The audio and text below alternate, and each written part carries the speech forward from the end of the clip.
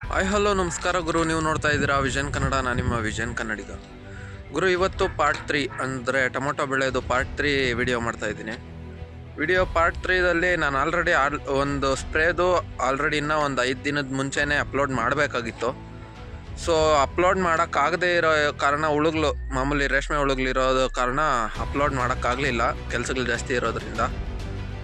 ಅದಕ್ಕೋಸ್ಕರ ಮೊನ್ನೆ ಮಾಡಿದ್ದ ವೀಡಿಯೋನೆಲ್ಲ ಡಿಲೀಟ್ ಮಾಡಿ ಇವಾಗ ಒಂದೇ ಸಲ ವೀಡಿಯೋ ಮಾಡ್ತಾ ಇದ್ದೀನಿ.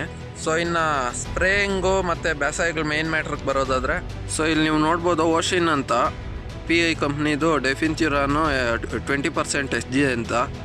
ಇದ್ರ ಜೊತೆ 100 ಲೀಟ್ರಕ್ಕೆ ಡಿಫೆನ್ಸ್ ಅನ್ನೋ ಒಂದು ಆರ್ಗ್ಯಾನಿಕ್ ಪ್ರಾಡಕ್ಟ್ನ ಹಾಕ್ಕೊಂಡಿದ್ನಿ. ಡಿಫೆನ್ಸ್ ಅಂತ ಈ ಪ್ರಾಡಕ್ಟ್ ಯಾಕೆ ಹೊಡೆದಿದ್ದು ಅಂದರೆ, ಸೈಡ್ ಬ್ರ್ಯಾಂಚಸ್ಸು ಜಾಸ್ತಿ ಯಾವುದು ಬ್ರ್ಯಾಂಚಿಂಗ್ ಹೊಡಿತಾ ಇರಲಿಲ್ಲ ಟೊಮೊಟೊದಾಗ. ಸೊ ಸೈಡ್ ಬ್ರ್ಯಾಂಚಿಂಗ್ ಹೊಡಿದಿದ್ದ ಕಾರಣ ಆ ಡಿಫೆನ್ಸ್ ಅನ್ನೋದನ್ನು ಹಾಕ್ಕೊಂಡು ಸ್ಪ್ರೇ ಮಾಡಿದ್ದೀನಿ. ಸೊ ನೀವು ಇಲ್ಲೇ ನೋಡ್ಬೋದು, ಜೋಳ ಹಾಕಿದ್ದೀನಿ. ಜೋಳ ಅಕಸ್ಮಾತ್ ಇನ್ನೂ ಒಂದು ಜಾಸ್ತಿ ದಿನ ಏನಾದರೂ ಇದು ಕಂಟ್ರೋಲಿಗೆ ಬರಲಿಲ್ಲ, ಏನೋ ಮಾಮೂಲಿ ಬಿಸಿ ಕಂಟ್ರೋಲಿಗೆ ಬರಲಿಲ್ಲ ಅಂದರೆ ಸ್ವಲ್ಪ ಆದರೂ ತಣ್ಣು ಕೊಡಲಿ ಅಂತ ನೆನ್ನೆ ಅದು ಹುಳು ಬಿದ್ದಿದೆ, ನೆನ್ನೆ ಸ್ಪ್ರೇ ಮಾಡಿದ್ದೀನಿ. ಅದಕ್ಕೂ ಈ ರೇಂಜ್ ಕೈತೆ ಟೊಮೊಟೊ ಇವಾಗ. ಬಟ್ ಸಾಲದು, ಈ ಬಿಸಿಗಳಿಗೆ ಇನ್ನೇನು ಮಾಡೋಕ್ಕಾಗಲ್ಲ. ಬ್ರ್ಯಾಂಚಿಂಗ್ ಏನು ಮಾಡಿದ್ರು ಬ್ರ್ಯಾಂಚಸ್ ಹೊಡಿತಾ ಇಲ್ಲ. ಬಟ್ ಏನಾದರೂ ಒಂದು ಮಾಡಿ ಬ್ರ್ಯಾಂಚಸ್ ಹೊಡೆದು ಚೆನ್ನಾಗಿ ಬೆಳಿಬೇಕು ಅನ್ನೋ ಆಸೆ ನಮ್ಗೆ.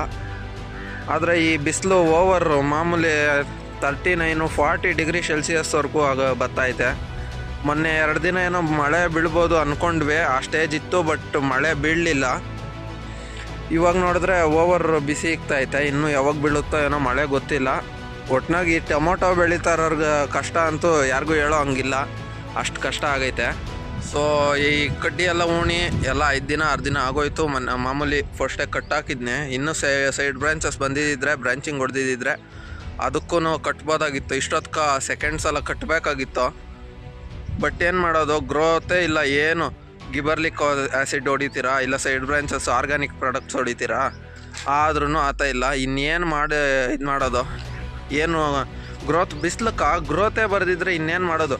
ಆಲ್ರೆಡಿ ನಾನು ಮೊದಲು 1.5 ಇಂದ 2 ಅಡಿ ನೀರು ಓಡಿಸೇನೆ.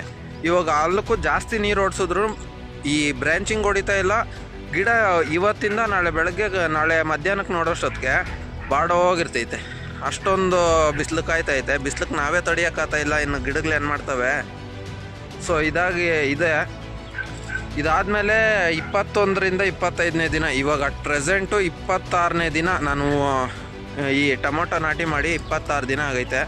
ನೆನ್ನೆ ತಾನೇ ಒಂದು ಸ್ಪ್ರೇ ಮಾಡ್ತೀನಿ. ಅದ್ಯಾವುದು ಅಂದರೆ, ಇಲ್ಲಿ ನೋಡಿ, ನ್ಯೂ ಎಕೋಮೇಟ್ ಅಂತ ಇದು ಬರೋದು ಆರ್ಗ್ಯಾನಿಕ್ ಪ್ರಾಡಕ್ಟು.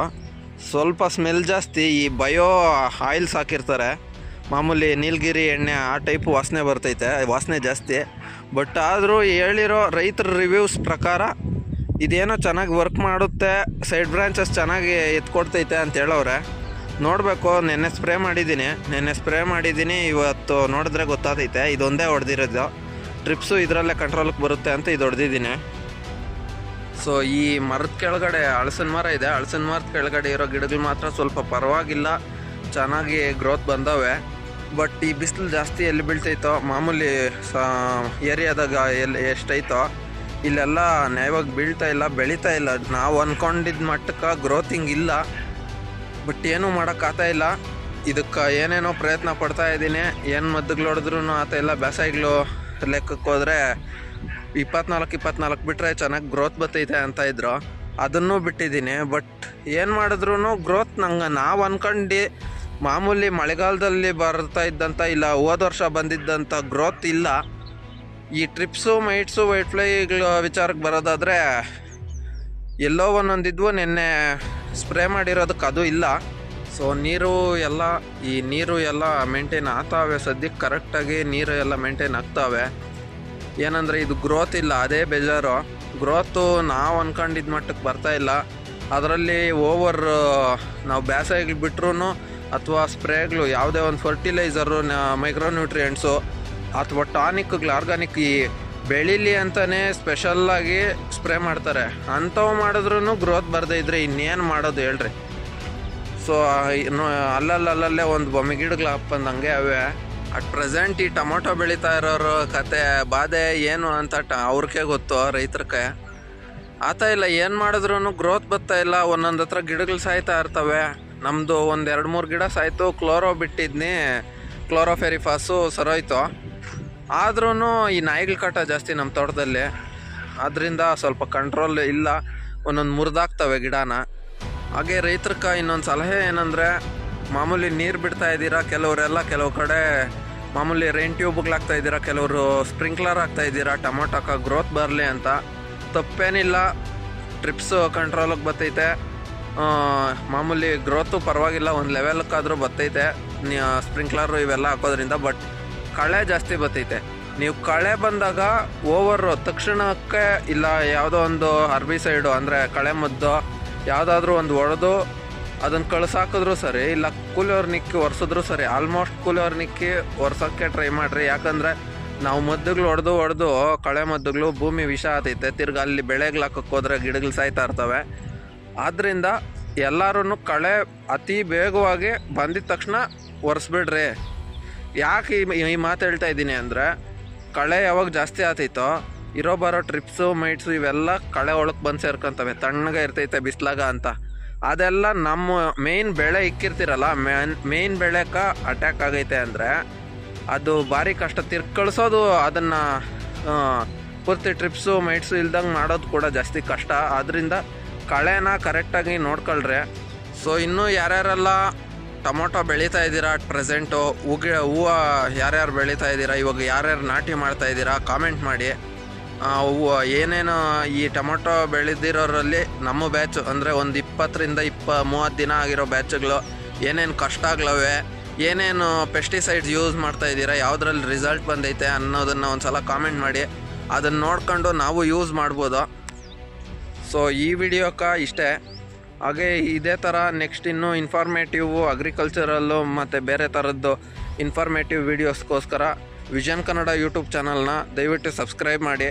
ಹಾಗೆ ಯಾವುದೇ ಒಂದು ಡೌಟ್ಸ್ ಇದ್ದರೆ, ಇಲ್ಲ ಯಾವುದೇ ಒಂದು ಇನ್ಫಾರ್ಮೇಷನ್ ನನಗೆ ಕೊಡಬೇಕು ಅಂದರೆ, ಒಂದು ಸಜೆಷನ್ಸ್ ಕೊಡಬೇಕು ಅಂದರೆ ದಯವಿಟ್ಟು ಕಮೆಂಟ್ ಬಾಕ್ಸಲ್ಲಿ ಕಮೆಂಟ್ ಮಾಡಿ. ಪ್ರತಿಯೊಬ್ಬರಿಗೂ ನಾನು ರಿಪ್ಲೈ ಕೊಡ್ತೀನಿ.